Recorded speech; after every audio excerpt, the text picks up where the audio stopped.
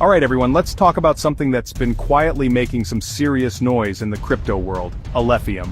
You've probably heard of Bitcoin Ethereum. Every so often a new project comes along that tries to solve the problems those big players face, and frankly, it gets my attention. Alephium is one of those projects. At its core, it's a layer 1 blockchain, its own independent network. It's designed to be the triple threat of crypto, scalable, secure, decentralized, with a unique twist. Fast without costing a fortune in fees, secure without burning a hole in the planet. Why the buzz on September 20th, 2025? The crypto community is always hunting the next big thing. Let's get into the nuts and bolts. I'll break it down even if you're not a computer science genius. First up, block flow. Alephium's sharding, single lane versus multi-lane highway. Imagine a highway with only one lane. That's a traditional blockchain. When traffic gets heavy, everything slows. Block flow is like adding dozens of new lanes. It splits the network into multiple shards. Each shard processes transactions in parallel. Result, massive simultaneous transaction capacity. Next, proof of less work. Alephium's consensus. Bitcoin's proof of work. Very secure, huge energy use. Proof of stake. Energy efficient but centralization concerns. Alephium uses a hybrid approach. Small amount of work to mine blocks plus dynamic adjustment of required work. End result, security and decentralization with far less energy. Uses about 1/8 the energy of Bitcoin.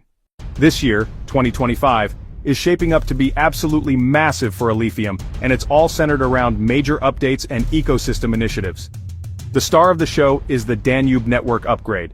It's set to introduce gasless transactions. Let me repeat that, gasless transactions.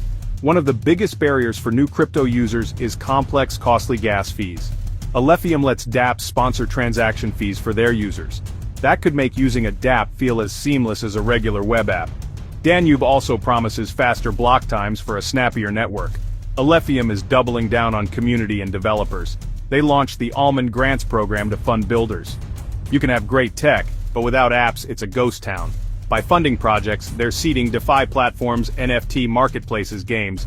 Partnerships are a key part of 2025 strategy. A big recent integration, Coinly, crypto tax software. That's huge for practical usability and compliance. So after looking at the tech, the 2025 roadmap and the community, what's the final verdict on Alephium? Let's be balanced here, because no investment is without risk.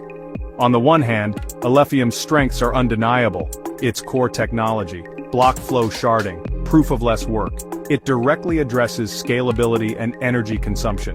The development team, led by founder Chung Wang, is highly technical and has demonstrated a clear, long-term vision. However, we have to talk about the risks, and you should absolutely be aware of them. The biggest challenge for Alephium right now is its relatively low market capitalization and trading volume. With a market cap under $200 million, it's still a small-cap crypto, which means its price can be very volatile.